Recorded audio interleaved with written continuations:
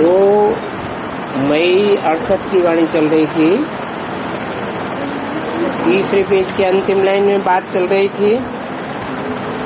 மூணாவது பக்கத்தினுடைய கடைசி லைன்ல பேச்சு நடந்துட்டு இருந்தது. दिवाला तो तुम बच्चों का भी यहाँ निकलता है। குழந்தைங்களாகிய உங்களுக்கு கூட இங்க நஷ்டம் ஏற்படுதுன்னு சொல்றாரு. कहाँ? எங்க? यहाँ माना இங்க அப்படின்னா इस संगम युग में भी बहुत से बच्चे हैं जिनका पुरुषार्थ का दिवाला निकल जाता है।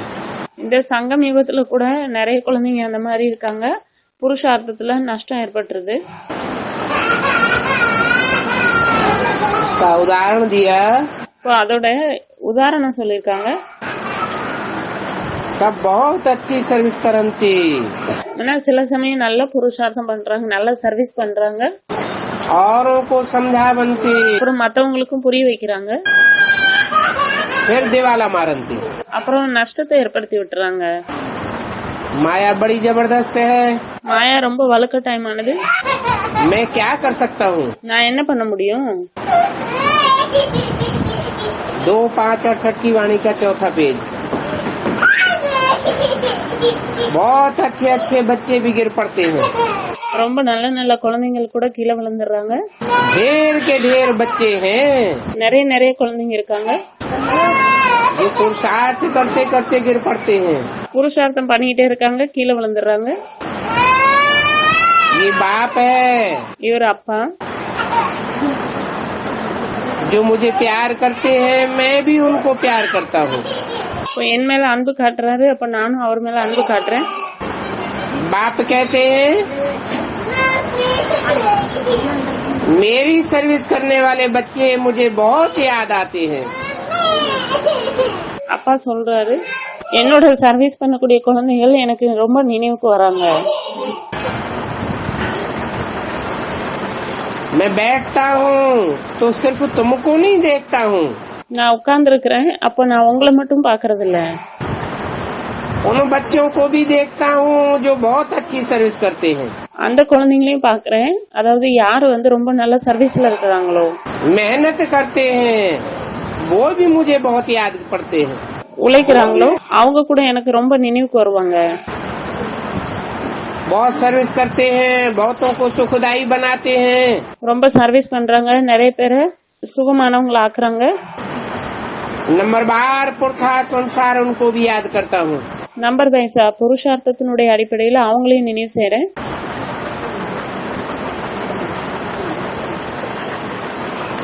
जानता हूँ தெரிஞ்சிருக்கேன் कि इनकी आत्मा सर्विस नहीं करती है, அதாவது இவங்களோட ஆத்மா சர்வீஸ் பண்றது இல்லதான், तो ये क्या पद पावेंगे? அப்போ இவங்க என்ன பதவி அடைவாங்க? जरूर नीचे पद पाए लेंगे, राजधानी स्थापन हो रही है ना। இப்போ கண்டிப்பா கீழான பதவி அடைஞ்சிருவாங்க, ராஜதானி ஸ்தாபனை ஆயிட்டு இருக்கு, உருவாயிட்டு இருக்கு இல்லையா? राजधानी में तो ऊंचे से ऊंचे मर्तबे वाले भी होते हैं, ராஜதானில உயர்ந்ததிலும் உயர்ந்த பதவி உடையவங்களும் இருக்கிறாங்க, और नीचे मर्तबे वाले भी होते हैं। அப்புறம் கீழான பதவி உடையவங்களும் இருக்கிறாங்க. ऊंच मर्तबे वाले राजगद्दी के नजदीक बैठते हैं, உயர்ந்த மதிப்பு மரியாதை உடையவங்க ராஜகத்தி அதாவது சிம்மாசனத்துக்கு பக்கத்துல உட்கார்ந்து இருப்பாங்க.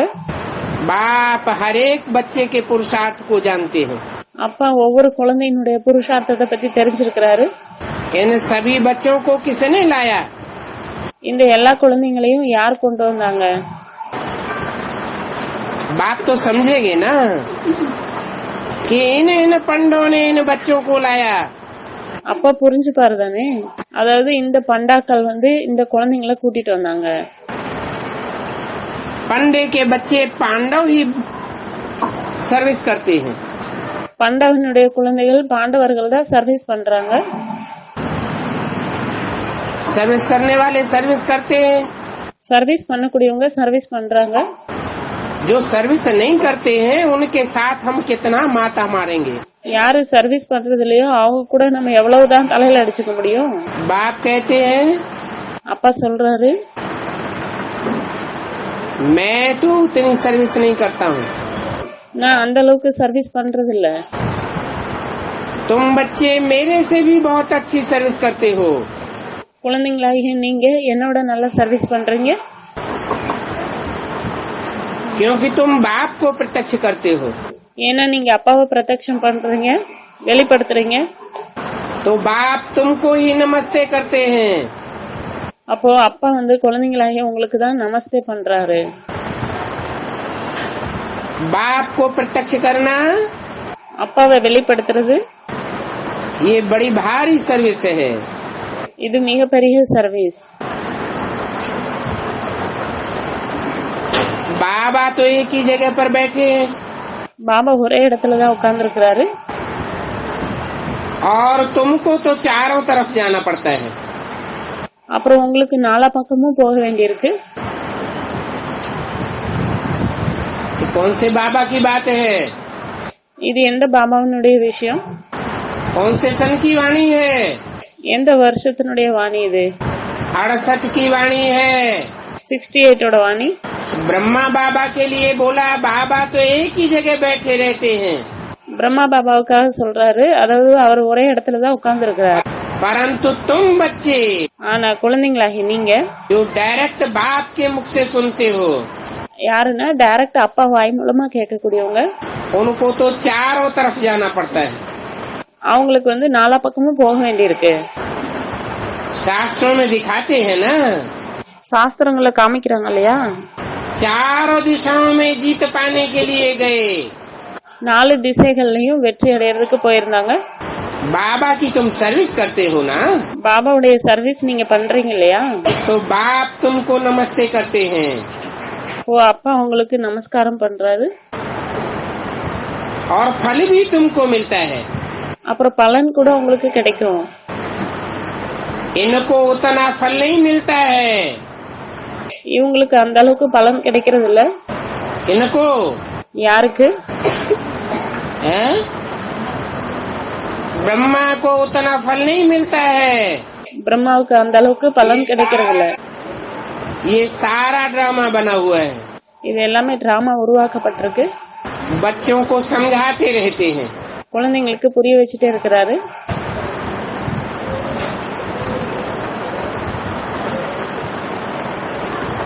वहाँ से ही याद करते आए हैं जहाँ से हम आते हैं।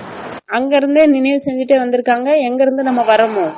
हम जाते हैं बच्चों के पास झुंड में, நம்ம கூட்டமா குழந்தைகள் கிட்ட போறோம்। पुरानी पतित दुनिया में, पुराने पतित शरीर में, பழைய தூய்மை இல்லாத உலகத்துக்கு, பழைய தூய்மை இல்லாத உடம்புல।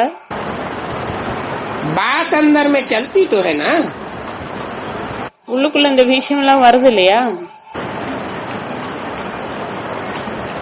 भक्ति मार्ग वाले तो समझते हैं பக்தி மார்க்கத்தை சேர்ந்தவங்க புரிஞ்சுக்கிறாங்க, कि बैल पर सवारी लेकर के आया, அதாவது காளை மாடுல சவாரி செஞ்சுட்டு வந்தாரு। अब बैल की तो बात ही नहीं है। இப்போ காளை மாடுக்கான விஷயம் இல்லவே இல்ல। बाप तो 3 मूर्तियों के साथ आते हैं। அப்பா வந்து 3 மூர்த்திகள் கூட வராரு। पहली मूर्ति ब्रह्मा है, முதல் மூர்த்தி வந்து பிரம்மா, जिनके द्वारा संसार में प्रत्यक्ष होते हैं। அவங்க மூலமா தான் முழு உலகத்திலயும் வெளிப்படுறாரு। परंतु ब्रह्मा की बुद्धि में तो कुछ बैठता ही नहीं। ஆனா பிரம்மாவோட புத்தியில ஒண்ணுமே பதியறது இல்ல। शिव बाप ने जितना सुनाई दिया, சிவ பாப்பா எவ்வளவு சொன்னாரோ उतना सुन लिया। அவ்வளவுதான் கேட்டாங்க। बच्चों को सुनाई दिया, குழந்தைங்களுக்கு சொல்லிட்டாரு। सुनने सुनाने तक ज्ञान सीमित रहता है। கேக்குறது சொல்றது வரைக்கும் தான் ஞானம் லிமிட்டடா இருக்கு। बात की गहराई बुद्धि में नहीं बैठती, அந்த விஷயத்தினுடைய ஆழம் வந்து புத்தியில பதியறது இல்ல। तो उसको जानवर बुद्धि कहा जाए, அப்போ இத விலங்கு புத்தின்னு சொல்லுவோமா, बैल बुद्धि कहा जाए, காளமாடு போல புத்தின்னு சொல்லுவோமா, या क्या कहा जाए? இல்ல வேற என்ன சொல்றது? इसलिए भक्ति मार्ग में लिख दिया, बैल पर सवारी लेकर आते हैं। அதனாலதான் பக்தி மார்க்கத்துல எழுதிட்டாங்க, காளை மாடு மேல சவாரி செஞ்சுட்டு வந்தாரு। अब बाप तो मनुष्य में आवेंगे, இப்போ அப்பா வந்து மனிதனுக்குள்ளதானே வருவாரு. बैल पर थोड़े ही आवेंगे, காளமாடு மேலேயா வருவாரு? बैल पर आवेंगे तो क्या बैलों का कल्याण करेंगे? என்ன காளமாடு மேல வந்தாருன்னு அப்ப என்ன காளை மாடுக்கு நன்மை செய்வாரா? फिर दिखाते हैं அப்புறம் காமிக்கிறாங்க गौपाल, கௌபால், फिर पत्थर में, ठिक्कर में, सब में मिलाई देते हैं। அப்புறம் கல்லுல மண்ணுல எல்லாத்துலயும் இருக்காருன்னு சொல்லிட்டாங்க. अरे मैं पत्थर बुद्धियों में थोड़े ही प्रवेश करूंगा, நான் என்ன கல்லு புத்திக்குள்ளேயா பிரவேசமாவேன்?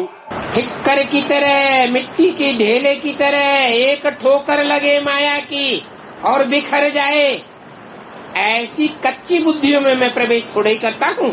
இப்ப எப்படி வந்து மண்ணாங்கட்டி இருக்கு இல்லையா, ஒரு முறை அதை எட்டி உதைச்சாலே உடைஞ்சு போயிடும் இல்லையா, அந்த மாதிரி புத்தி வந்து யாருக்கு பக்குவம் இல்லாம இருக்கும், கச்சாவான புத்தியா இருக்கும், ஒரு மெச்சூர்டு புத்தி இல்லாம இருக்கும், அவங்களுக்குள்ளயா நான் வருவேன்?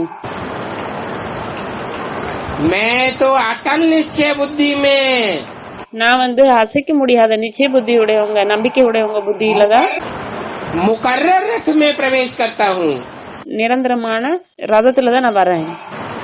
और मनुष्य तन में आता हूँ। அப்புறம் மனித உடம்புக்குள்ள வரேன். तो दिखाया है அப்போ காமிச்சிருக்காங்க बैल पर मनुष्य तनधारी शंकर पर सवारी करता है, அப்புறம் காளமாடு மேல மனித உடம்பு உடைய சங்கர் வந்து சவாரி செய்யறாரு. और शंकर में से प्रवेश करते हैं। அப்புறம் சங்கருக்குள்ள சிவன் பிரவேசமாகறாரு. तो शिव और शंकर को मिलाई दिया है, அப்போ சிவன் சங்கர ஒன்னா சேர்த்துட்டாங்க. और कोई देवता को नहीं मिलाया है। வேற எந்த தேவதைகளையும் ஒன்னா சேர்க்கல. देखो பாருங்க कैसा खेल बना हुआ है, எப்படிப்பட்ட விளையாட்டு உருவாக்கப்பட்டிருக்கு. और ये सारा खेल जो बना हुआ है அப்புறம் இந்த விளையாட்டு என்னவெல்லாம் உருவாக்கப்பட்டிருக்கோ वो ड्रामा प्लान अनुसार बाबा ही समझाते हैं। அத டிராமா பிளான் அனுசாரமா பாபா தான் புரிய வைக்கிறாரு. ये प्रवेशता का रहस्य बाप के सिवाय और कोई समझा ही नहीं सकता। எப்படி பிரவேசமாகறாரு, இந்த விஷயங்களுடைய ரகசியத்தை பத்தி அப்பாவை தவிர வேற யாருமே புரிய வைக்க முடியாது. ये समझाना भी बाप की टीचर के रूप में पहचान है। இது புரிய வைக்கிறது கூட வந்து அப்பா தான் டீச்சரா இருக்காருன்றதுக்கான ப்ரூஃப். कि बाप के सिवाय ये पहचान और कोई नहीं दे सकता। அதாவது அப்பாவை தவிர இந்த அறிமுகம் யாரும் கொடுக்க முடியாது. बाबा ही समझाते हैं பாபா தான் புரிய வைக்கிறாரு. और समझा करके लायक भी बनाते हैं। அப்புறம் புரிய வச்சு தகுந்தவங்களாவும் ஆக்குறாரு. ऐसे नहीं कि ब्रह्मा के तन में सुनाकर चले जाते हैं, அந்த மாதிரி கிடையாது, பிரம்மா உடம்புல சொல்லிட்டு போயிடுறாரு.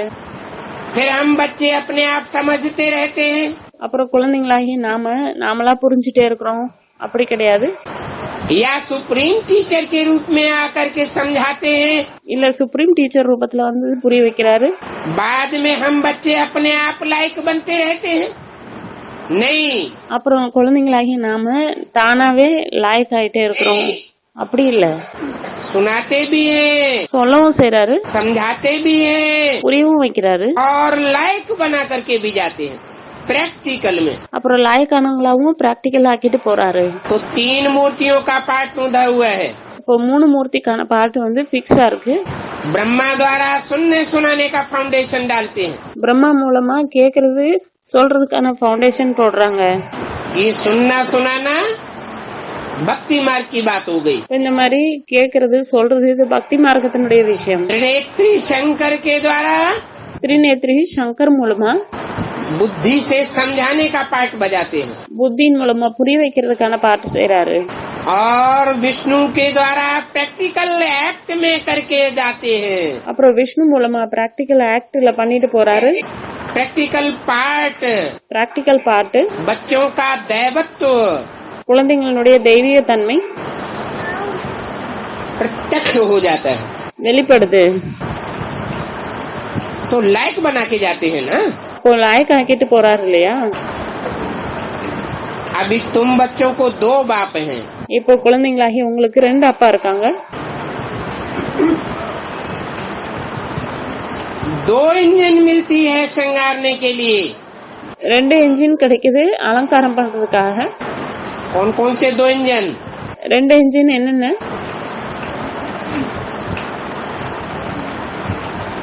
हैं?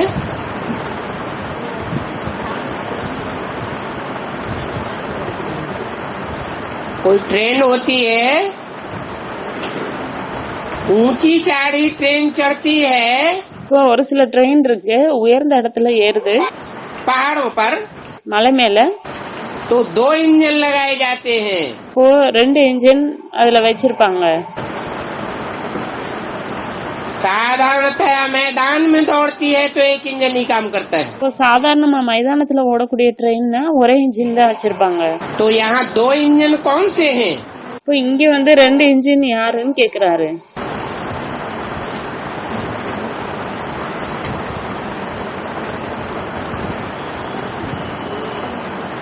तुम्हारे 2 बेहद के बाप हैं.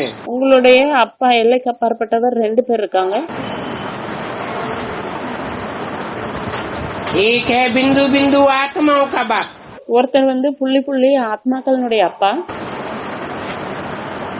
ये हुआ पहला और अगला इंजन. இவர்தான் முதல் மற்றும் நெக்ஸ்ட் இன்ஜின். और पीछे जो इंजन लगता है, அப்புறம் பின்னாடி என்ன இன்ஜின் வைக்கிறாங்களோ वो धक्का देने वाला इंजन होता है. அது தள்ளி விடக்கூடிய இன்ஜினா இருக்கு. कुछ डब्बे अपने आप नहीं चलते हैं तो पीछे से धक्का लगता है. இப்போ ஒரு சில ட்ரெயினோட பாக்ஸஸ் வந்து நகர்றது இல்ல அப்படின்னா அப்ப பின்னாடி அதுக்கு வந்து புஷ் பண்ற மாதிரி இருக்கும், தள்ளி விடுற மாதிரி இருக்கும். उसका नाम दिया जाता है धर्मराज बाप. அவரோட பேரு தான் என்ன சொல்றாங்க? தர்மராஜ் அப்பா.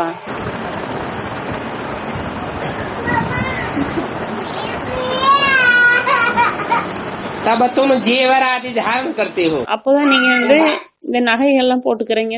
तो बाप तुमको श्रृंगारते हैं ना. அப்பா கூட உங்களுக்கு உங்களை அலங்காரம் பண்றாரு இல்லையா? ये दिव्य गुणों के जेवर हैं. இது திவ்ய குணமாகிய நகைகள். नहीं तो तुम जेवर आदि भी उतार देते हो. இல்லன்னா நீங்க வந்து நகைகள் எல்லாம் கூட கழட்டிடுறீங்க. एक राजा का मिसाल है. ஒரு ராஜாவோட எடுத்துக்காட்டு இருக்கு.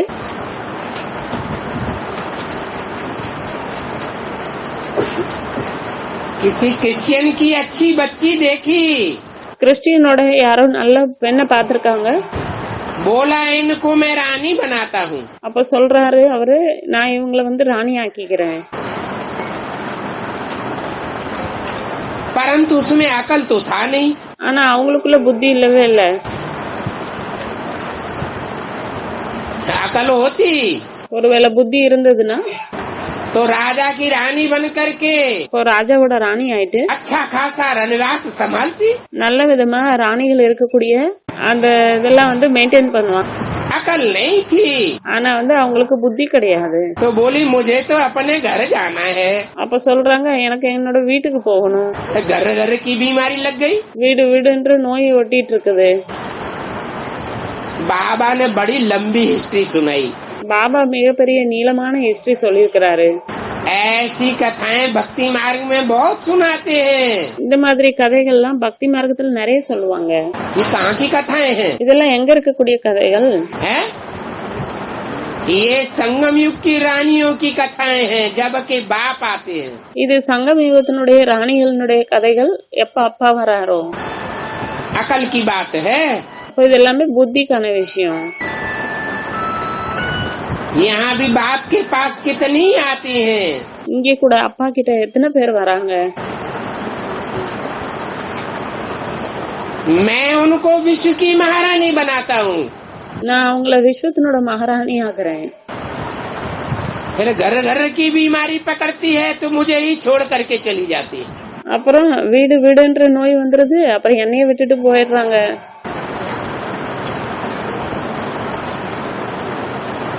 फिर जब दुखी होते हैं, அப்புறம் எப்ப துக்கம் ஆகுறாங்களோ, हाय हाय करते हैं तो फिर आ जाते हैं. ஹாய் ஹாய்னு துக்கப்படுறாங்க, அப்ப திரும்ப வந்துடுறாங்க. समझते तो है ना புரிஞ்சுக்கிறாங்க தானே कि हमको ये दुख क्यों मिला. அதாவது நம்மளுக்கு ஏன் இந்த துக்கம் கிடைச்சது? नाहक हमने शादी की. ஏன்னா நம்ம வந்து தகாத வழியில கல்யாணம் பண்ணிக்கிட்டோம். फिर भी कोई कोई निकल पड़ते हैं. ஆனாலும் கூட ஒரு சிலர் வராங்க. अच्छा पुरुषार्थ करने लग पड़ते हैं. அப்புறம் நல்ல புருஷார்த்தம் பண்ண ஆரம்பிச்சிடுறாங்க. ठोकर खा करके भी ठाकुर बन जाते हैं. அடி வாங்கி கூட பெரியவங்கள ஆயிடுறாங்க. बच्चे भी जानते हैं. குழந்தைங்களும் தெரிஞ்சிருக்காங்க. 5000 वर्ष पहले भी हम ऐसे ही बाप से पढ़े थे. 5000 வருஷத்துக்கு முன்னாடியும் கூட நம்ம இதே போல அப்பா கிட்ட படிச்சோம்.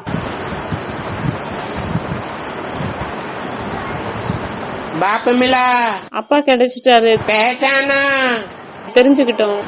हरकती दी, डाइवोर्स दिया, அப்பா டைவர்ஸ் பண்ணிட்டு போயிட்டாங்க, இல்ல விட்டுட்டு போயிட்டாங்க. फिर ठोकर खाई, அப்புறம் அடி வாங்குறாங்க, फिर वापस आ गए. அப்புறம் திரும்ப வந்துடுறாங்க. तो पढ़ाने वाला टीचर फिर से पढ़ाते हैं. அப்புறம் படிப்பு சொல்லி கொடுக்கக்கூடிய டீச்சர் மறுபடியும் சொல்லி கொடுக்கறாங்க. रहम दिल बाप है ना, கருணை மனசுடைய அப்பா இல்லையா? अभी हमको पढ़ा रहे हैं. இப்ப நமக்கு படிப்பு சொல்லி கொடுக்கறாரு. और पढ़ाई किस बात की है? அப்புறம் படிப்பு எந்த விஷயத்துக்கானது? पढ़ाई है खास पवित्र बनने की. படிப்பு எந்த விஷயத்துக்கானது அப்படின்னா முக்கியமானது தூய்மை ஆகிறது. पवित्र बनने की युक्तियाँ बता रहे हैं. தூய்மை ஆகிறதுக்கான வழிகள் சொல்றாரு. जिसके लिए आधा कल्प तुमने भक्ति की है. அதுக்காக தான் நீங்க பாதி கல்பமா பக்தி பண்ணீங்க. भक्ति करते करते नीचे उतरते गए. பக்தி பண்ணி கீழே இறங்கிட்டே போனீங்க. गुरुओं ने खूब धक्के खिलाए. குருக்கள் நிறைய அடி வாங்க வச்சாங்க. ठिकाना तो नहीं मिला. எந்த ஒரு நிலையான இடமும் கிடைக்கல. और ही ठोकरें खाते रहे. இன்னும் अடி வாங்கிட்டே இருந்தோம். गाते भी हैं, பாடுறாங்க கூட. बनी बनाई बन रही अब कुछ बननी न है. बनी बनाई बन रही अब कुछ बनी नहीं. ये अभी संगम युग के ड्रामा की बात है. शूटिंग होती रहती है. இது சங்கம யுகத்தினுடைய டிராமாவுக்கான விஷயம். ஷூட்டிங் நடந்துட்டே இருக்குது. चढ़ती कला की भी शूटिंग होती है तो उतरती कला की भी शूटिंग होती है. ஏறும் கலைக்கான ஷூட்டிங்கும் நடக்குது, அப்புறம் இறங்கும் கலைக்கான ஷூட்டிங்கும் நடக்குது. 63 जन्मों की रील अभी संगम युग में घूमती रहती है. 63 ஜென்மத்துக்கான ரீல் இப்ப சங்கம யுகத்துல சுத்திட்டே இருக்குது. पवित्र बनने के लिए तुमने आधा कल्प भक्ति की. தூய்மை ஆகிறதுக்காக நீங்க பாதி கல்பம் பக்தி பண்ணீங்க. परंतु पतित ही बनते गए. ஆனா தூய்மை இல்லாதவங்களாவே ஆயிட்டு போனீங்க. भगवान वाच है. பகவானோட மகா வாக்கியம். भक्ति करते करते एक भी मोक्ष को नहीं पाते हैं. பக்தி பண்ணி ஒருத்தர் கூட முக்தி அடையல, மோட்சத்தை அடையல.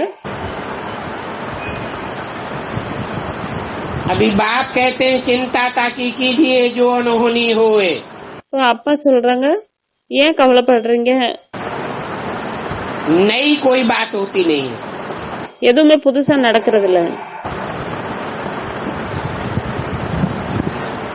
जो कुछ 63 जन्मों में हमने किया है वो ही होता है. 63 ஜென்மங்கள்ல நம்ம என்ன செஞ்சோமோ அதுதான் நடக்குது. फिर चिंता क्यों करें?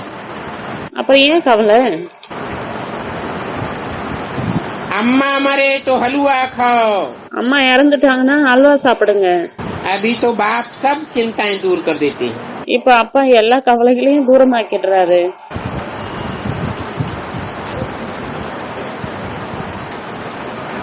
ये अम्मा मरे तो हलवा खाओ अम्मा के लिए ही क्यों बोलते हैं, बप्पा के लिए क्यों नहीं बोलते? அம்மா இறந்துட்டாங்கன்னா அல்வா சாப்பிடுங்கன்னு சொல்றாங்க. ஏன் இது அம்மாவுக்காக மட்டும் சொல்றாங்க, அப்பாவுக்கு ஏன் சொல்றது இல்ல? अरे क्या कारण है? अम्मा ज्यादा सस्ती है क्या? என்ன காரணம்? அம்மா என்ன ரொம்ப சீப்பா? संगम युग में अम्मा ब्रह्मा ने शरीर छोड़ दिया. சங்கம் யுகத்துல அம்மா பிரம்மா சரீரம் விட்டுட்டாரு. तो कोई हलवा खाने की बात है? அப்ப என்ன அல்வா சாப்பிடுறதுக்கான விஷயமா? कोई हलवा खा लिया क्या? யாராவது ஹல்வா சாப்பிட்டாங்களா? हाँ. और ही श्रेष्ठ गहरा ज्ञान मिलता है एडवांस में आकर के. அட்வான்ஸ்ல வந்துட்டு இன்னும் ஆழமான ஞானம் கிடைக்குது. क्लास ट्रांसफर हो जाता है, கிளாஸ் டிரான்ஸ்பர் ஆயிடுது. तो ज्ञान जब ऊंचा मिलता है, पहचान बाप की ऊंची मिलती है, ஞானம் வந்து எப்போ உயர்ந்தது கிடைக்குதோ, அப்பாவுடைய உயர்ந்த அறிமுகம் கிடைக்குதோ, एडवांस पुरुषार्थ भी होता है. அட்வான்ஸா புருஷார்த்தமும் கூட நடக்குது. पुरुषार्थ एडवांस भी होता है, புருஷார்த்தம் வந்து அட்வான்ஸாவும் இருக்குது. फिर उस पुरुषार्थ को कोई तो कायम रख पाते हैं, அப்ப அந்த புருஷார்த்தத்தை ஒரு சிலர் நிலையா வச்சுக்கிறாங்க. कोई फिर संघ के रंग में आकर के पुरुषार्थ को डाउन कर देते हैं. அப்புறம் ஒரு சிலர் சங்கக்காரங்களை வந்துட்டு புருஷார்த்தத்தை டவுன் பண்ணிடுறாங்க. सतो प्रधानता से नीचे उतर के तामसी स्टेज हो जाती है. சத்தோ பிரதான ஸ்டேஜ்ல இருந்து கீழே இறங்கி தாமசி ஸ்டேஜ் அடைஞ்சிடுறாங்க. जब तक सात्विक स्टेज में रहते हैं, எப்ப வரைக்கும் சாத்விக ஸ்டேஜ்ல இருக்கிறாங்களோ मनन चिंतन मंथन गहराई से चलता है, அப்போ மனன் சிந்தன் மந்தன் ஆழமா நடக்குது. सात्विक मंथन चलता है, சாத்விகமான ஸ்டேஜ்ல மனன் சிந்தன் மந்தன் நடக்குது. और बाप की याद का हलवा तीखा तीखा मिलता है, गरम गरम. அப்போ அப்பாவுடைய நினைவுங்கிற ஹல்வா வந்து ரொம்ப சுடு சுடா கிடைக்குது. जो आत्मा की ताकत को खूब बढ़ाता है. அதுதான் ஆத்மாவனுடைய சக்திய ரொம்ப அதிகரிக்குது. इसलिए बोला, அதனாலதான் சொல்லிருக்காங்க, चाहे लौकिक में अम्मा मरे तो भी हलवा खाओ, खुशी हो जाओ. அப்போ லௌகிகத்துல அம்மா இறந்துட்டாலும் சரி, அதாவது உடம்புக்கான அம்மா இறந்தாலும் சரி, அல்வா சாப்பிடுங்க, குஷி ஆயிடுங்க. क्योंकि अम्मा मोह की कीड़ियां होती है लौकिक दुनिया में. ஏன்னா உலகளாவிய வாழ்க்கையில அம்மா வந்து மோகம்ங்கிற குழு போல இருப்பாங்க. बच्चों के वाइब्रेशंस अपनी तरफ खींचती रहती है. குழந்தைங்களோட வைப்ரேஷனை தன் பக்கமா இழுத்துட்டே இருப்பாங்க. अरे जब समर्पित कर दिया சரண்டர் பண்ணிட்டீங்க அப்படின்னா तो वाइब्रेशन से भी बच्ची को अपनी ओर क्यों खींचना चाहिए. அப்போ வைப்ரேஷன் மூலமாவும் கூட குழந்தைங்களை ஏன் தன் பக்கமா இழுக்கணும்? कन्यादान कर दिया ना, கன்னியாதானம் பண்ணிட்டீங்க இல்லையா? दान किया हुआ कहीं वापस लिया जाता है क्या? தானம் பண்ணதே யாராவது திரும்பி எங்கேயாவது எடுத்துக்கிறாங்களா என்ன? दान करने के बाद अगर कोई वापस करने की सोचता भी है தானம் பண்ணதுக்கு அப்புறமும் கூட யாராவது திரும்ப எடுத்துக்கணும்னு நினைச்சாங்கன்னா तो भी चांडाल पने का दोष लग जाता है. அப்ப கூட சாண்டல் ஆகிறதுக்கான தோஷம் வந்துரும். वाइब्रेशन बार बार बिगड़ता जाएगा. வைப்ரேஷன் அடிக்கடி கெட்டு போயிடும். बाप भी मुरली में कहते हैं, माँ बाप होते हैं बच्चों के दुश्मन मोह के कारण. அப்பா கூட முரளியில சொல்றாரு, அம்மா அப்பா வந்து குழந்தைங்களுடைய எதிரி, ஏன்னா மோகத்தினால. अभी तो बाप ने तुमको मंत्र दिया है, இப்ப அப்பா உங்களுக்கு மந்திரம் கொடுத்திருக்காரு, अम्मा मरे तो हलवा खाओ, चाहे लौकिक में और चाहे अलौकिक में. அம்மாவே இறந்து போயிட்டாலும் ஹல்வா சாப்பிடுங்க, அது லௌகிக உலகமா இருந்தாலும் சரி, அலௌகிக உலகமா இருந்தாலும் சரி. बप्पा की बात नहीं है, அப்பாவுக்கான விஷயம் கிடையாது. बाप से तो वर्षा लेना है. அப்பா கிட்ட இருந்து ஆஸ்தி எடுத்துக்கணும்.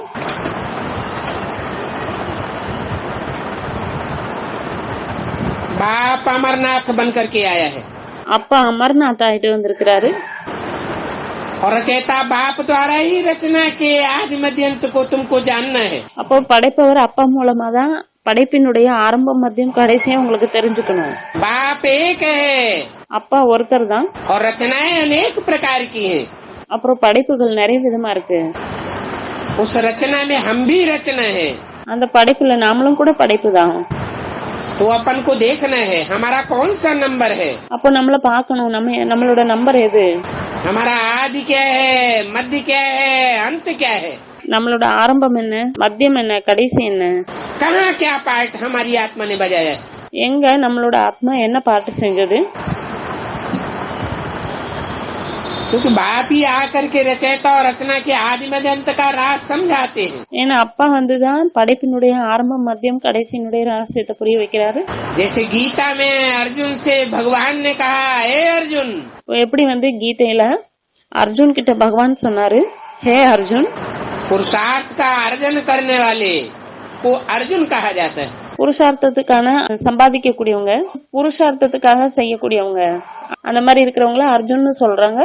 हे अर्जुन, तू अपने जन्मों को नहीं जानता है, சொல்றாரு, ஹே அர்ஜுன், நீங்க உன்னோட ஜென்மத்தை பத்தி தெரிஞ்சுக்கல, मैं तेरे को बताता हूँ. நான் உங்களுக்கு சொல்றேன்.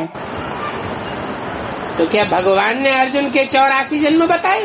அப்ப என்ன பகவான் வந்து அர்ஜுனோட 84 பிறவிகளை பத்தி சொன்னாரா? प्रोसीजर बताया, ப்ரொசீஜர் சொன்னாரு.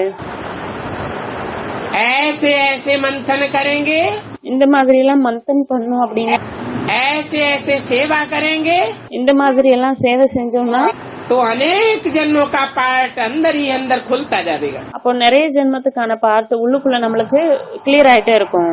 ये राज बात समझाते हैं। இந்த ரகசியத்தை அப்பா புரிய வைக்கிறாரு. जब 84 जन्मों का राज पता लग जाता है तो आत्मा को शांति मिल जाती है। 84 பிறவியினுடைய ரகசியத்தை பத்தி தெரிஞ்சிச்சுன்னா ஆத்மாவுக்கு அமைதி கிடைச்சிடும். आत्मा महसूस करती है कि मेरा जो पार्ट है वह मेरा पार्ट। ஆத்மா வந்து என்ன நினைக்குதுன்னா என்னோட பார்ட் ரொம்ப நல்ல பார்ட், சூப்பரான பார்ட்னு நினைக்கும். हर आत्मा अपने पार्ट से संतुष्ट हो जाएगी। ஒவ்வொரு ஆத்மாவும் தன்னோட பார்ட்டை பத்தி திருப்தி ஆயிடுவாங்க. कोई तो ऐसी आत्माएं भी हैं जो एक जन्म का पार्ट बजा करके फिर चले जाते हैं। ஒரு சில ஆத்மாக்கள் அந்த மாதிரி கூட இருக்காங்க. ஒரு ஜென்மத்துக்கான பார்ட் மட்டும் செஞ்சுட்டு திரும்பி போயிடுறாங்க. तो फिर कितने समय शांति में रहते होंगे? அப்புறம் எவ்வளவு நேரம் அமைதியா இருப்பாங்க? लंबे समय तक शांति धाम में पड़े रहते हैं। நீண்ட நேரம் வரைக்கும் சாந்தி தாமத்துல இருப்பாங்க. उनका पार्ट ऐसे हो जाता है அவங்களோட பார்ட் அந்த மாதிரி இருக்கு, जैसे मच्छरों मिसल, கொசுக்கள் போல. आया और गया। வந்த உடனே போயிடுச்சு. उस पार्ट की उनको याद भी नहीं रहेगी। அந்த பார்ட்டை பத்தி அவங்களுக்கு ஞாபகம் கூட இருக்காது. न खुद को याद रहेगी न दूसरे याद करेंगे। தனக்கும் ஞாபகம் இருக்காது, மத்தவங்களும் அவங்கள நினைவு செய்ய மாட்டாங்க. और तुम बच्चे तो ऐसा हीरो हीरोइन का पार्ट बजाते हो। அப்புறம் குழந்தைங்களாகி நீங்க அந்த மாதிரி ஹீரோ ஹீரோயின்கான பார்ட் செய்றீங்க. ऐसे देवी देवताओं का पार्ट बजाते हो जिनको सारी दुनिया याद करती है। அந்த மாதிரி தேவி தேவதைக்கான பார்ட் செய்றீங்க, அதாவது உங்களை முழு உலகத்தாரும் நினைவு செய்யறாங்க. पैराडाइज को, जन्नत को सब याद करते हैं ना। ஜன்னத்தை, பாரடைஸ் எல்லாரும் நினைக்கிறாங்க இல்லையா? याद तो फिर बड़े बड़े एक्टर्स ही रहेंगे ना। பெரிய பெரிய ஆக்ட்ரஸ் தான் ஞாபகம் இருப்பாங்க இல்லையா? ऑलराउंड पार्ट बजाने वाले याद नहीं रहेंगे क्या? ஆல்ரவுண்டர் பார்ட் செய்யக்கூடியவங்க ஞாபகம் இருக்க மாட்டாங்களா என்ன? ये है ज्ञान की बातें। இதெல்லாமே ஞானத்தினுடைய விஷயங்கள். सारा दिन ज्ञान बुद्धि में टपकता रहे முழு நாளும் ஞானம் வந்து புத்தியில வந்துட்டே இருக்கணும். और सुबह को याद की यात्रा में ठहरना है। அப்புறம் காலையில நினைவு யாத்திரையில நிலையா இருக்கணும். उस याद की यात्रा से அந்த நினைவு யாத்திரையில जन्म जन्मांतर की तुम्हारी हेल्थ सुधर जाएगी உங்களோட ஹெல்த் வந்து ஜென்ம ஜென்மாந்தரத்துக்காகவும் திருந்தும். और ज्ञान का मनन चिंतन करने से तुम जन्म जन्मांतर वेल्दी बने रहेंगे। அப்புறம் ஞானத்தினுடைய மனன் சிந்தன் மந்தன் பண்றதுனால நீங்க ஜென்ம ஜென்மாந்தரமா ஹெல்தியா இருப்பீங்க. कोई भी प्रकार की धन की कमी नहीं होगी। எந்த விதமான பணமும் குறைவு வராது. ऐसे नहीं அந்த மாதிரி கிடையாது. कि कोई धन कमाता है तब ही धन मिलता है, नहीं। இப்ப யாரு பணம் சம்பாதிக்கிறாங்களோ அப்பதான் பணம் கிடைக்கும், அப்படி இல்ல. पूर्व जन्म की प्रारब्ध से भी धन मिल जाता है ना। பூர்வ ஜென்மத்தினுடைய பலனா கூட பணம் கிடைச்சிருது இல்லையா? सारा जीवन पोत्रे धोत्रे खाते रहते हैं। வாழ்க்கை முழுவதும் பேரன், அப்புறம் அவங்களுக்கும் குழந்தைங்க, அவங்க எல்லாம் அனுபவிச்சுட்டே இருக்கிறாங்க. बाप के तुम बच्चे बने हो। இப்போ நீங்க அப்பாவோட குழந்தைங்களா இருக்கீங்க. बाप आए हैं तुम्हारी जन्म जन्मांतर की कमाई कराने के लिए। ஜென்ம ஜென்மாந்திரத்துக்கான சம்பாத்தியத்தை செய்யறதுக்காக அப்பா வந்திருக்காரு. अमरनाथ बाप तुमको अमरलोक की यात्रा कराते हैं। அமர்நாத் அப்பா அவங்கள வந்து அமர்லோகத்துக்கான யாத்திரை செய்ய வைக்கிறாரு. वहाँ मरना अक्षर नहीं होता है।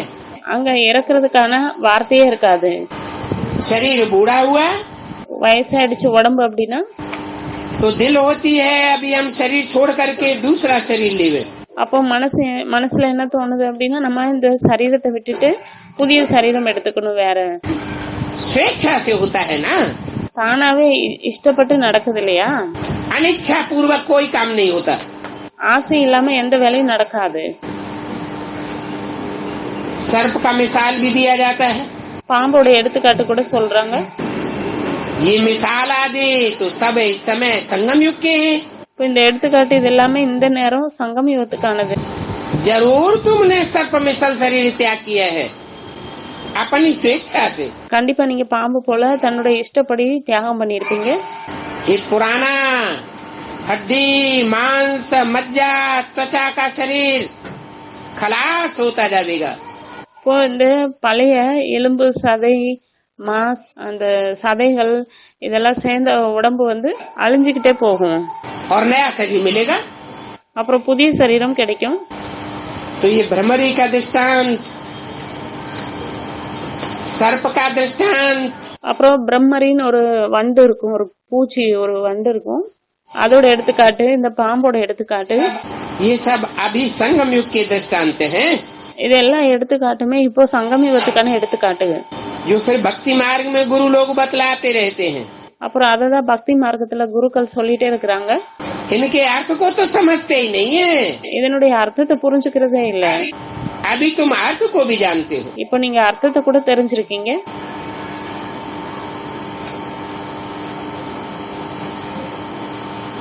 वहाँ परिवर्तन तो कुछ भी नहीं होता। அங்க எந்த மாற்றமும் வர்றதில்ல. अभी बाप बतलाते हैं कि यहाँ 2-4 सब्जेक्ट्स मुख्य हैं। இங்க அப்பா சொல்றாரு இங்க 2-4 சப்ஜெக்ட்ஸ் முக்கியமானது. एक तो अपन को आत्मा समझ बाप को याद करना है। ஒன்னு வந்து தன்னை ஆத்மான்னு புரிஞ்சுட்டு அப்பாவை நினைவு செய்யணும். ये है याद का सब्जेक्ट मुख्य। இது யாதுக்கான சப்ஜெக்ட், நினைவுங்கிற சப்ஜெக்ட் ரொம்ப முக்கியமானது. गृहस्थ व्यवहार में रहते रहते குடும்ப வாழ்க்கையில இருந்துகிட்டே आत्मा आत्मा भाई भाई समझना है। ஆத்மா ஆத்மா சகோதரன் சகோதரன் புரிஞ்சுக்கணும். ये मेरी पत्नी है, இவங்க என்னோட மனைவி, ये मेरा पति है, இவர் என்னோட கணவன், ये मेरी सास है, ये नंदोई है, ये देवर है। அதான் இந்த இவங்க என்னோட மாமியாரு, இவங்க வந்து என்னோட தங்கச்சியோட கணவன், இல்ல இவங்க வந்து என்னோட கணவனோட சின்ன சகோதரன். ये सब भाव खलास हो जाना चाहिए। இந்த மாதிரியான பாவனைகள் எல்லாமே போயிடணும்னு சொல்றாரு. तुम जानते हो, நீங்க தெரிஞ்சிருக்கீங்க. अभी नई सृष्टि रचने के लिए बाप आया हुआ है। இப்போ புதிய சிருஷ்டியை உருவாக்குறதுக்காக அப்பா வந்திருக்காரு.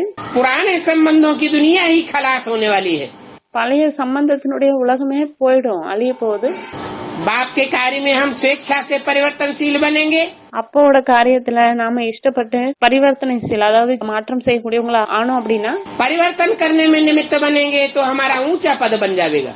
மாற்றம் செய்யறதுக்கு காரணமா இருந்தோம் அப்படின்னா நம்மளோட பதவி உயர்ந்த பதவி கிடைக்கும். नहीं तो ड्रामा धक्का दे करके काम करावेगा। இல்லன்னா டிராமா நம்மள வந்து புஷ் பண்ணி வேலை செய்ய வைக்கும். दौड़ में कोई किसी को धक्का देता है आगे बढ़ने के लिए तो गिर भी पड़ते हैं। இந்த ஓட்ட பந்தயத்துல ஓடுற சமயத்துல யாராவது அவங்கள தள்ளி விட்டாங்கன்னா அவங்க கீழே கூட விழுந்துருவாங்க. अभी धक्के खाने का टाइम गया। இப்ப அடி வாங்கறதுக்கான நேரம் போயிடுச்சு. अभी ज्ञान मार्ग है। இப்ப ஞான மார்க்கம். तुम जानते हो बाप आया हुआ है भाइयों को पढ़ाने के लिए। நீங்க தெரிஞ்சிருக்கீங்க அப்பா வந்திருக்காரு சகோதரர்களுக்கு படிக்க சொல்லிக் கொடுக்கறதுக்காக. आत्मा आत्मा भाई भाई, ஆத்மா ஆத்மா சகோதரன் சகோதரன். संस्कारों में प्रैक्टिस की बात समाई जाती है ना। சம்ஸ்காரத்துல பிராக்டிஸ்க்கான விஷயம் வந்து அடங்கி இருக்கு இல்லையா? जानते हो தெரிஞ்சிருக்கீங்க. 84 जन्मों का अभी पार्ट हमारा पूरा हुआ। 84 ஜென்மத்துக்கான பார்ட் கூட நம்மளோடது முடிஞ்சிருச்சு. अभी हम आत्मा में नया संस्कार भर रहे हैं। இப்ப நம்மளோட ஆத்மாக்குள்ள புதிய சம்ஸ்காரம் நிரப்பிக்கிட்டு இருக்கோம். सत्युग में सुख का ही संस्कार रह जाएगा। சத்தியுகத்துல சுகத்தினுடைய சம்ஸ்காரம் தான் இருக்கும். 63 जन्मों के दुखी होने के संस्कार खलास। 63 ஜென்மமா துக்கம் ஆகிறதுக்கான சம்ஸ்காரம் இல்லாம போயிடும். अभी दुखदायी पुरानी दुनिया का पार्ट पूरा हुआ। இப்போ துக்கம் கொடுக்கக்கூடிய பழைய உலகத்துக்கான பார்ட் முடிஞ்சது. अच्छा, நல்லது. मीठे मीठे सिकिल्ले बच्चों को रूहानी बाप दादा का याद प्यार गुड मॉर्निंग और नमस्ते। இனிமேலும் இனிமையான அதாவது சிக்கிலதை குழந்தைகள் ரொம்ப நல்லா பிரிஞ்சிருந்து சந்திக்கக்கூடிய குழந்தைங்களுக்காக ஆன்மீக அப்பாவனுடைய அன்பு நினைவுகள். छोटा सा रात्रि क्लास है। இது சின்ன நைட் கிளாஸ்.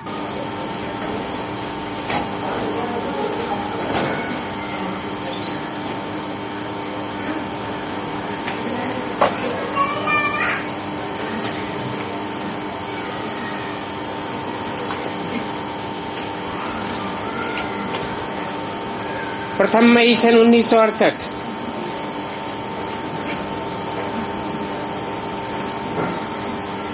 दुनिया तो दुनियावी बातों से बहलाती रहती है, काम की बातें कोई नहीं बतलाते। இப்போ உலகளாவிய விஷயங்களையே சொல்லிட்டே இருக்கிறாங்க, பிரயோஜனமான விஷயம் எதுவும் சொல்றது இல்ல। भक्ति मार्ग की कथाएं सुना सुना कर ठोकरें खिलाते रहते हैं। பக்தி மார்க்கத்தினுடைய விஷயங்களை சொல்லி சொல்லி அடி வாங்க வச்சுட்டே இருக்கிறாங்க। और ये तो है ईश्वरीय बातों से बहलाने की बात। இது ஈஸ்வரிய விஷயத்தை சொல்லி தேத்துறதுக்கான விஷயம்।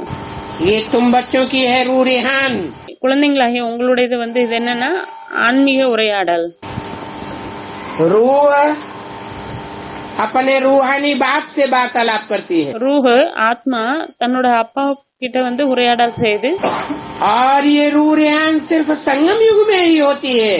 அப்புறம் இந்த ஆன்மீக உரையாடல் சங்கம யுகத்துல மட்டும்தான் இருக்குது।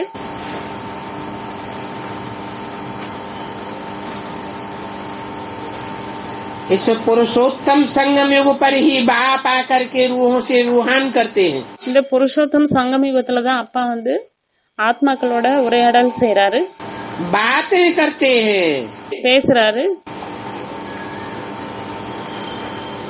आकर के बातें करते हैं, பேசுறாரு। ऐसे नहीं ब्रह्मा के तन में पढ़ाई पढ़ाकर चले जाते हैं बेसिक नॉलेज की। பேசிக் நாலேஜுக்கான படிப்பு பிரம்மா உடம்புல சொல்லி கொடுத்துட்டு போயிடுறாரு, அப்படி இல்ல। उसके बाद हम बच्चे बाप से रूह रेहान करते रहते हैं। அதுக்கப்புறமா குழந்தைங்களாகி நாம அப்பாவோட ஆன்மீக உரையாடல் செஞ்சுட்டே இருக்கோம், அப்படி இல்ல। बिंदी बिंदी के साथ फुदकती रहती है, ऐसी कोई बात नहीं है। புள்ளி புள்ளியோட சேர்ந்து புதிச்சுட்டே இருக்கு, இந்த மாதிரி விஷயம் எதுவும் இல்ல। बाप तो प्रैक्टिकल मुकर्रर रथ में आकर के रूह रेहान करते हैं। அப்பா பிராக்டிकल நிரந்தரமான ரதத்துல ஆன்மீக உரையாடல் செய்யறாரு। और ये रूह रेहान होती भी है पुरुषोत्तम संगम युग पर। அப்புறம் இந்த ஆன்மீக உரையாடல் கூட புருஷோத்தம் சங்கம யுகத்துல தான் நடக்குது, साधारण संगम युग पर नहीं। சாதாரணமான சங்கம யுகத்துல கிடையாது। साधारण संगम और पुरुषोत्तम संगम युग में क्या अंतर है? சாதாரணமான சங்கம யுகம் புருஷோத்தம் சங்கம யுகத்துக்கும் என்ன வித்தியாசம்? साधारण संगम तो सतयुग त्रेता का भी है, त्रेता द्वापर का भी है, द्वापर कलयुग का भी है। சாதாரண சங்கம யுகம் சத்தியுகம், திரேதா, திரேதா துவாபர யுகம், துவாபர யுகம் கலியுகமும் கூட சேருது। और कलयुग के अंत में जब आते हैं அப்புறம் கலியுகத்தினோட கடைசியில எப்ப வராரோ तो भी पहले साधारण संगम युग है। அப்ப கூட தான் முதல்ல சாதாரணமான சங்கம யுகம்। पुरुषोत्तम संगम युग तो शुरू ही तब होता है जब उत्तम बनने वाली आत्माएं नंबरवार प्रत्यक्ष होना शुरू होती है। புருஷோத்தம சங்கம யுகம் எப்ப ஆரம்பமாகுது அப்படின்னா, எப்ப உத்தம ஆகக்கூடியவங்க, உயர்ந்த ஆத்மாக்கள் ஆகக்கூடியவங்க நம்பர் வைஸா வெளிப்படுறாங்களோ, पहली सीट, முதல் சீட், दूसरी सीट, ரெண்டாவது சீட்டு, तीसरी सीट, மூணாவது சீட், नंबरवार 8 सीट, நம்பர் வைஸா 8 சீட்டு, 108 सीट 108 சீட் प्रत्यक्ष होती जाती है। பிரத்யட்சம் ஆயிட்டே இருக்குது।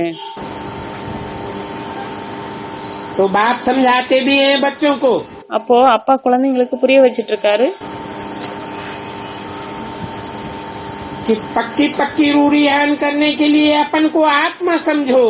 உறுதியான ஆன்மீக உரையாடல் செய்யறதுக்காக தன் ஆத்மான்னு புரிஞ்சுக்கோங்க। रूह की रूह से बात होनी चाहिए, रूहानियत की स्थिति में स्थित होकर। ஆத்மா ஆத்மாவோட பேசணும், ஆன்மீக ஸ்டேஜ்ல நிலையா இருந்துட்டு। देवभान आया, தேக அபிமானம் வந்ததுன்னா और खेल खलास कर देगा। அப்புறம் அவ்வளவுதான், விளையாட்டையே க்ளோஸ் பண்ணிடும்। शिव को स्पिरिचुअल रूहानी फादर कहा जाता है। சிவனை ஸ்பிரிச்சுவல் रूहानी ஆன்மீக அப்பான்னு சொல்றாங்க। ये कोई जिस्मानी बाप नहीं है। இவர் ஒன்னும் உலகளாவிய அப்பா கிடையாது। मनुष्य सृष्टि के जिस्मानी बाप में आता तो है, மனித சிருஷ்டியினுடைய தந்தைக்குள்ள வராருதான், परंतु उसकी कर्मेंद्रियों को कंट्रोल करके आता है। ஆனா அவரோட கர்மேந்திரியங்களை கண்ட்ரோல் பண்ணிட்டு வராரு, जिस्म को कंट्रोल करके आता है, உடம்ப கண்ட்ரோல் பண்ணிட்டு வராரு। इसलिए रूहानी फादर कहा जाता है। அதனாலதான் ஆன்மீக ஃபாதர்னு சொல்றாங்க। लौकिक बाप को कब ऐसे नहीं कहेंगे कि स्पिरिचुअल फादर है, அதாவது உடம்புக்கான அப்பாவை எப்பவுமே ஸ்பிரிச்சுவல் ஃபாதர்னு சொல்ல மாட்டாங்க.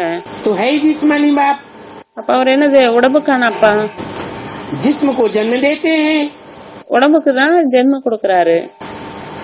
रूह तो उस गर्भ में जो पिंड तैयार होता है जिस्म का, उसमें बाद में प्रवेश करती है. ரூஹ் அதாவது கர்ப்பத்துல வந்து என்ன பிண்டம் தயாராகுதோ அந்த பிண்டத்துக்குள்ள அப்புறமா தான் ஆத்மா வருது, பிரவேசம் ஆகுது. ये तो रूहानी बाप है, இவர் வந்து ஆன்மீக அப்பா. तो जरूर रूहानी बाप आकर रूहानी बच्चों को बहलावेंगे. அப்ப கண்டிப்பா ஆன்மீக அப்பா வந்து ஆன்மீக குழந்தைங்களை வந்து தேத்துறாரு. बहलाते बहलाते समझाते रहेंगे, हे रूहानी बच्चों. தேத்திட்டே இருக்கிறாரு, புரிய வச்சுட்டே இருக்கிறாரு. அதாவது ஆன்மீக குழந்தைங்களை रूहानी बाप और क्या कहेंगे, ஆன்மீக அப்பா வேற என்ன சொல்லுவாரு, घड़ी घड़ी कहेंगे रूहानी बच्चे. அடிக்கடி சொல்லிட்டு இருப்பாரு ஆன்மீக குழந்தைகளை. इस रूप में देखने और बोलने की प्रैक्टिस हो जाती है. இந்த ரூபத்துல பாக்குறதுக்கும் பேசுறதுக்கும் பிராக்டிஸ் ஆயிடுது. कल्प कल्प की ड्रामानुसार प्रैक्टिस हुई पड़ी है. கல்ப கல்பமா டிராமானுசாரம் பிராக்டிஸ் ஆகி இருக்கு. समझाते हैं, புரிய வைக்கிறாங்க, मैं तुम्हारा बाप हूँ, நான் உங்களுடைய அப்பா, तुम्हारी बिंदु बिंदु आत्माओं का बाप हूँ, இப்போ புள்ளி புள்ளி ஆத்மாக்களாகிய உங்களுடைய அப்பா, और तुम मेरे बच्चे हो. அப்புறம் நீங்க என்னோட குழந்தைகள்.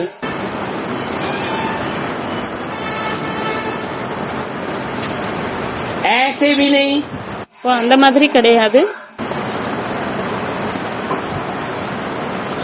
कि पहले बच्चे नहीं थे, அதாவது முதல்ல குழந்தை இல்ல, அப்படி இல்ல, अब बच्चे बने हो. இப்பதான் குழந்தையா இருக்கீங்க. आत्मा रूपी बच्चे तो तुम थे ही, परंतु तुम्हें पहचान नहीं थी. ஆத்மா ரூபமாகிய குழந்தையா தான் நீங்க இருந்தீங்க, ஆனா உங்களுக்கு தெரியல. तुम्हें अपने बाप की भी पहचान नहीं थी. உங்களுக்கு தன்னோட அப்பாவோட அறிமுகம் கூட தெரியல. अभी मैं आकर के तुमको पहचान देता हूँ இப்போ நான் வந்து உங்களுக்கு அறிமுகத்தை கொடுக்கறேன். कि मैं हूँ तुम्हारा सुप्रीम सोल ज्योति बिंदु बाप, அதாவது நான் தான் உங்களுடைய சுப்ரீம் சோல் பா. और इस मुकर्रर रथ के द्वारा इस संसार में प्रत्यक्ष होता हूँ. அப்புறம் இந்த நிரந்தரமான ரதத்தின் மூலமா உலகத்துல வெளிப்படுறேன். तो अपन को आत्मा समझ, அப்ப தன்னை ஆத்மான்னு புரிஞ்சுக்கிட்டு मुझे प्रैक्टिकल में आए हुए बाप को याद करते रहो. பிராக்டிக்கல்ல வந்திருக்கக்கூடிய என்ன அப்பாவை நினைவு செய்யுங்க. यहाँ कोई भी आत्मा पवित्र नहीं है, இங்க எந்த ஒரு ஆத்மாவும் தூய்மையானது கிடையாது. और हमारी आत्मा तो एवर प्योर है. அப்புறம் நம்மளுடைய ஆத்மா எவர் பியூர். आत्मा और परमात्मा का मेला भी एक ही बार होता है. ஆத்மா பரமாத்மாவுடைய சந்திப்பு கூட ஒரு முறை தான் நடக்குது. ये मिलन मेला और कोई युग में कोई जन्म में नहीं होगा. இப்ப இந்த சந்திப்பு வந்து வேற எந்த யுகத்திலயும் சரி வேற எந்த சமயத்திலும் நடக்கிறது இல்ல. तो इस मेले की बहुत वैल्यू है. இப்ப இந்த மேலா இந்த சந்திப்புக்கு ரொம்ப மதிப்பு இருக்கு. उन भक्ति मार्ग के मेलों में अथवा बेसिक नॉलेज के मेलों में तो मेले होने के लिए जाते हैं. அந்த பக்தி மார்க்கத்துல நடந்த மேலை, அதாவது பேசிக் நாலேஜ்ல இருந்த மேலா, அதுல எல்லாம் அழுக்காகிறதுக்கு தான் போறாங்க. यहाँ तो हर एक बात बेहद की है. இங்க ஒவ்வொரு விஷயமும் எல்லைக்கு அப்பாற்பட்டது. वहाँ मेले इसलिए होते हैं அங்க அழுக்கா ஏன் ஆகுறாங்கன்னா, कि प्रैक्टिकल में बाप मौजूद नहीं होता है, ஏன்னா பிராக்டிக்கல் அப்பா அங்க இருக்கிறது இல்ல. और यहाँ तो प्रैक्टिकल में बाप मौजूद है. ஆனா இங்க பிராக்டிக்கல் அப்பா இருக்கிறாங்க. सत्युग में तुम सतो प्रधान थे, சத்தியுகத்துல நீங்க சத்தோ பிரதானமா இருந்தீங்க. बेहद की दुनिया में थे, எல்லைக்கு அப்பாற்பட்ட உலகத்துல இருந்தீங்க. अभी तुम तमो प्रधान बन गए हो. இப்போ நீங்க தமோ பிரதானமா ஆயிட்டீங்க. हद की बुद्धि बन गई है, எல்லைக்குட்பட்ட புத்தி ஆயிடுச்சு. हद की दुनिया में आ गए हो. எல்லைக்குட்பட்ட உலகத்துல வந்துட்டீங்க. जब बेहद में थे तो बेहद का राजभाग था. எப்ப எல்லைக்கு அப்பாற்பட்டதா இருந்தீங்களோ அப்போ எல்லைக்கு அப்பாற்பட்ட ராஜ்யம் எல்லாம் இருந்தது, ஆட்சி இருந்தது. सारी सृष्टि, सारा आकाश, सारा समंदर तुम्हारा था. முழு உலகமும் முழு வானம் கடல் முழுசு எல்லாமே உங்களுடையதா இருந்தது. अभी तो ये नदी हमारी है, आधी नदी तुम्हारी है. இப்ப என்ன சொல்றாங்க, இந்த நதி எங்களுடையது, பாதி நதி உங்களுடையது. सागर हमारा है, ये सागर का हिस्सा तुम्हारा है. இந்த கடல் எங்களுடையது, இந்த கடலோட பகுதி, இந்த பகுதி உங்களுடையது. ये आकाश हमारा है, वो आकाश तुम्हारा है. இந்த வானம் எங்களுடையது, அந்த வானம் உங்களுடையது. प्रकृति माता को भी बांट के खा लिया है. பிருத்திவி மாதா பூமியை கூட பிரிச்சு பிரிச்சு சாப்பிட்டாங்க. भक्ति मार्ग में बेहद के बाप को ही याद करते हैं, परंतु जानते नहीं है. பக்தி மார்க்கத்துல எல்லைக்கு அப்பாற்பட்ட அப்பாவை தான் நினைவு செய்யறாங்க, ஆனா தெரிஞ்சுக்கவே இல்ல. भक्तों पर भीड़ तब पड़ती है जब विनाश का समय होता है. பக்தர்களோட கூட்டம் எப்ப அதிகமாகுது அப்படின்னா எப்ப விநாசத்துக்கான நேரம் வருதோ. बेचारे बहुत दुखी हो जाते हैं. பாவம், அவங்க ரொம்ப துக்கம் ஆயிடுறாங்க. तुम तो अभी भक्त नहीं हो, நீங்க இப்போ பக்தர்கள் கிடையாது. तुम तो ज्ञानी हो, जानने वाले हो. நீங்க ஞானிகள், தெரிஞ்சுக்க கூடியவங்க. तो ज्ञानी बच्चे जो बाप के बच्चे बन चुके हैं, हेवनली गॉड फादर के बच्चे, இப்போ நீங்க ஞானி குழந்தைகள், அப்பானுடைய குழந்தை ஆயிட்டீங்க, ஹெவன்லி காட் ஃபாதரோட குழந்தை ஆயிட்டீங்க. वो तो हेवन में होने चाहिए, दुख का नाम निशान नहीं. இப்போ உங்களுக்கு ஹெவன்ல இருக்கணும், துக்கத்தோட பேர் அடையாளமே இருக்க கூடாது. परंतु दुखी हो जाते हैं, ஆனா துக்கம் ஆயிடுறாங்க. क्योंकि माया घड़ी घड़ी संशय में ले आती है. ஏன்னா மாயா அடிக்கடி சந்தேகத்துல கொண்டு வருது. भक्त बेचारे बहुत दुखी होते हैं. பக்தர்கள் ரொம்ப துக்கமாகறாங்க. मना जितना ज्ञानी होगा उतना दुख की स्टेज से परे होगा. எந்த அளவுக்கு ஞானியா இருக்காங்களோ அந்த அளவுக்கு துக்கத்தினுடைய ஸ்டேஜ்ல இருந்து அப்பாற்பட்டவங்களா இருப்பாங்க. और जितना ही अज्ञानी होगा, அப்புறம் எந்த அளவுக்கு அஞ்ஞானிகளா இருக்கிறாங்களோ खुद भी दुखी होता रहेगा, धम चक्कर मचाता रहेगा और उनको भी दुखी करता रहेगा. தானும் துக்கமாயிட்டே இருப்பாங்க, ரொம்ப தொல்லை பண்ணிட்டே இருப்பாங்க, மத்தவங்களுக்கும் துக்கத்தை கொடுத்துட்டே இருப்பாங்க. अभी दुखी होने का टाइम आने वाला है. இப்போ துக்கமாகிறதுக்கான நேரம் வரப்போகுது. दुखों के पहाड़ गिरेंगे. துக்கத்தினுடைய மலை விலக போகுது.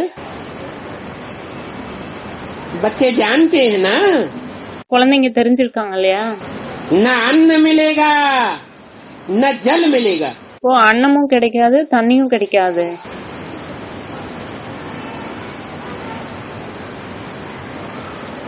हद में भी ये शूटिंग होती है. எல்லைக்குட்பட்ட விஷயத்திலயும் இந்த ஷூட்டிங் நடக்குது. बाद में அப்புறமா पहले बेहद में शूटिंग होती है. முதல்ல எல்லைக்கு அப்பாற்பட்ட விஷயத்துல ஷூட்டிங் நடக்குது. न बाप की याद रूपी अन्न मिलेगा, अभी तो मुहैया हो जाता है. அப்பாவுடைய நினைவுங்கிற அன்னம் கூட கிடைக்காது, இப்பெல்லாம் நிறைய கிடைக்குது. बाप खुद सन्मुख आ जाते हैं. இப்போ அப்பா தானே நம்ம முன்னாடி வராரு.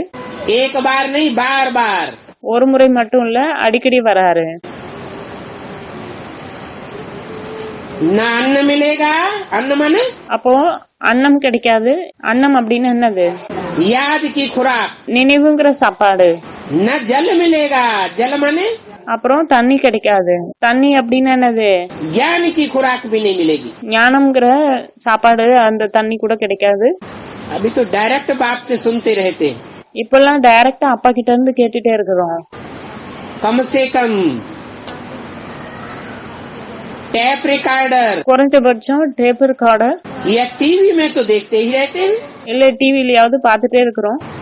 सेकंड क्लास माल तो मिलता है. ஆனா செகண்ட் கிளாஸ் மாலாவது கிடைச்சிட்டே இருக்கு இல்லையா?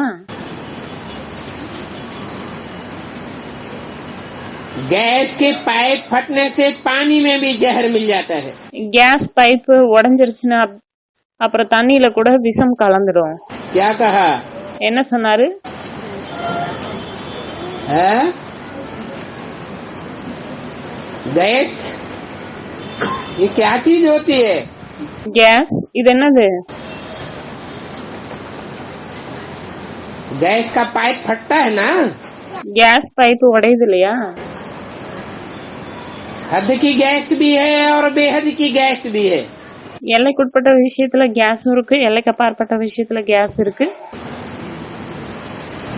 बेहद के रूप में गई है आराम में तो फटी पाइप. அப்போ வாழ்க்கையில வந்து இந்த நல்ல சந்தோஷமா இருக்கணும், ஜாலியா இருக்கணும்னு வெளி உலகத்துல போயிடுறாங்க இல்லையா, அந்த மாதிரி போயிட்டாங்க அப்படின்னா எல்லைக்கு அப்பாற்பட்ட விஷயத்துல என்ன சொல்றாங்க, உடைஞ்சு போன பைப்பு. ज्ञान जल में भी जहर भर जाएगा. அப்ப என்ன ஆகுது, ஞானம் தண்ணியில, ஞானமாகிய தண்ணியில கூட விஷம் கலந்துடுது. अभी तो गैस की लाइनें बिछाते चले जा रहे हैं, मोटी मोटी लाइनें, मोटे मोटे कनेक्शन.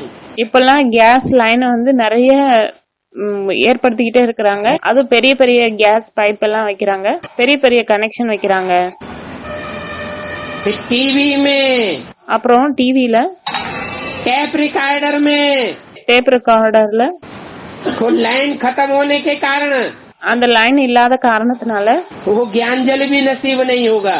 அந்த ஞான ஜலம் கூட கிடைக்கிறது இல்ல, क्योंकि पाइपलाइन ही फट गई. ஏன்னா பைப் லைனே உடைஞ்சு போச்சு. वो होती है हद की पाइपलाइन. அது வந்து எல்லைக்குட்பட்ட விஷயத்துல பைப் லைன், स्थूल, ஸ்தூலமான விஷயம். ये है बेहद की पाइपलाइन. இது எல்லைக்கு அப்பாற்பட்ட விஷயத்துல பைப் லைன். तो बच्चों को मालूम है ये पुरानी दुनिया खत्म होनी है. அப்போ குழந்தைங்களுக்கு தெரியும் இந்த பழைய உலகம் வந்து அழியணும். क्या क्या बनता रहता है, என்னென்ன உருவாகிட்டே இருக்கு. समंदर के अंदर से, सागर के अंदर से गैस की पाइपलाइन लाते हैं. இப்போ கடலுக்குள்ள இருந்து கேஸோட பைப் லைன் கொண்டு வராங்க. कहते हैं हम ऐसा बनाते हैं, சொல்றாங்க நம்ம அந்த மாதிரி ஆக்குவோம், जो 10-20 दुनिया भी खलास हो जाएंगी, ऐसी एटॉमिक एनर्जी तैयार कर रहे हैं. இப்போ 10-20 உலகம் கூட அழிஞ்சு போயிடும், அந்த மாதிரி ஆட்டமிக் எனர்ஜி தயார் பண்றாங்க. और ये खौफनाक चीजें कोई रखने के लिए थोड़े ही हैं. அப்புறம் இந்த மாதிரியான பயங்கரமான பொருள் எல்லாம் வந்து வைக்கிறதுக்காக ஒண்ணும் இல்ல, बड़ा खर्चा होता है. ரொம்ப செலவாகுது. तुम जानते हो पुरानी दुनिया का विनाश हो जाएगा. நீங்க தெரிஞ்சிருக்கீங்க பழைய உலகம் விநாசம் ஆகும். अभी नई दुनिया के लिए, स्थापना के लिए हम पढ़ते हैं. இப்ப புதிய உலகத்தை உருவாக்குறதுக்காக நம்ம படிக்கிறோம். तो अभी नई दुनिया की स्थापना का फाउंडेशन पड़ रहा है. இப்போ புதிய உலகத்தை உருவாக்குறதுக்கான, ஸ்தாபனை செய்யறதுக்கான ஃபவுண்டேஷன் போடப்படுது. तुम बच्चे जानते तो हो ना कि हम नई दुनिया के लिए पढ़ते हैं. குழந்தைங்களாகி நீங்க தெரிஞ்சிருக்கீங்க தானே, அதாவது நம்ம புதிய உலகத்துக்காக படிக்கிறோம். उनको अमरलोक भी कह सकते हैं. இப்போ அத வந்து அமரலோகம்னு கூட சொல்லலாம். इसको जो नई दुनिया का फाउंडेशन पड़ रहा है, அந்த புதிய உலகத்தினுடைய ஃபவுண்டேஷன் போடப்படுது இல்லையா, उसको அத अमरलोक का मतलब क्या है? அமரலோகம் அப்படின்னா என்னது, जहाँ मौत न खाती हो. எங்க வந்து மரணம் வந்து வராது. कौन सी मौत என்ன மரணம், है? अनिश्चय बुद्धि मौत न होती हो. அனிச்சய புத்தி ரூபமாகிய மரணம் வராது. अभी ऐसा अमरलोक तैयार हो रहा है. இப்போ அந்த மாதிரியான அமரலோகம் தயாராகுது. पहले बेहद में अमरलोक तैयार होगा. முதல்ல எல்லைக்கு அப்பாற்பட்ட விஷயத்துல அமரலோகம் தயாராகுமா, वाइब्रेशन का तैयार होगा दुनिया, வைப்ரேஷனால உலகம் முதல்ல தயாராகுமா, या हद की दुनिया तैयार हो जाएगी. இல்ல எல்லைக்குட்பட்ட உலகம் தயாராயிடுமா. है? पहले बेहद की वाइब्रेशन की दुनिया तैयार होगी, முதல்ல எல்லைக்கு அப்பாற்பட்ட வைப்ரேஷனுடைய உலகம் தயாராகும். जहाँ कोई भी अनिश्चय बुद्धि रूपी मृत्यु नहीं प्राप्त करेगा. அங்க எந்த விதமான அனிச்சய புத்தி ரூபமாகிய மரணத்தை வந்து யாரும் அடைய மாட்டாங்க. तो तुम मृत्युलोक में अभी पढ़ते हो, अमरलोक में जाने के लिए. அப்போ நீங்க அமரலோகத்துக்கு போறதுக்காக மரண லோகத்துல படிச்சிட்டு இருக்கீங்க. अभी तुम यहाँ रोज नई नई बातें सुनते रहते हो. இப்போ இங்க நீங்க டெய்லி புதிய புதிய விஷயத்த கேட்டுட்டே இருக்கிறீங்க. बाप आकर के नई दुनिया स्थापन करते हैं ना, அப்பா வந்து புதிய உலகத்தை உருவாக்குறாரு இல்லையா, तो तुम रोज नई बातें सुनते हो. அப்போ நீங்க டெய்லி புதிய விஷயத்த கேக்குறீங்க. नई नई बातों से नई दुनिया स्थापन होती है. புதிய புதிய விஷயத்தினால புதிய புதிய உலகம் உருவாகுது. पुरानी भक्ति मार्ग की दुनिया से तो, पुरानी भक्ति मार्ग की बातों से तो पुरानी दुनिया ही बनती गई. பழைய பக்தி மார்க்கத்தினுடைய விஷயத்தினால பழைய உலகம் தான் உருவாயிட்டே இருக்குது. ये बातें तो बाप जाने और बच्चे जाने. இந்த விஷயங்களை பத்தி அப்பாவுக்கு தெரியும், குழந்தைக்கு தெரியும். जिन बच्चों के साथ रूढ़ियान करते हैं वो बच्चे जाने. எந்த குழந்தைங்களோட உரையாடல் பண்றாரோ அந்த குழந்தைங்க தான் தெரிஞ்சிருக்காங்க. रूहानी बच्चों के साथ ही रूढ़ियान करते हैं. ஆன்மீக குழந்தைங்களோட தான் ஆன்மீக உரையாடல் பண்றாரு. बच्चे जानते हैं குழந்தைங்க தெரிஞ்சிருக்காங்க. कि बाप मीठे मीठे बच्चों के साथ ही रूढ़ियान करते हैं. அதாவது அப்பா வந்து இனிமேலும் இனிமையான குழந்தைகள் கூட தான் ஆன்மீக உரையாடல் பண்றாரு. भल कहते भी हैं ये नई बात है, சொல்றாங்கதான் இது புதிய விஷயம்னு, नया पॉइंट है, புதிய பாயிண்ட். फिर भी कहेंगे ஆனாலும் கூட சொல்லுவாங்க वेदों में ये बातें हैं, வேதங்கள்ல இந்த விஷயம் இருக்கு, उनमें ये है, वो सभी हैं जिस्मानी बातें जो भक्ति मार्ग में उठाते हैं. இதுல வந்து இந்த விஷயங்கள் இருக்கு, இந்த பக்தி மார்க்கத்துல சொல்லப்பட்ட உலகளாவிய விஷயங்கள் எல்லாம் இருக்கு. अच्छा, நல்லது. ओम शांति. ஓம் சாந்தி.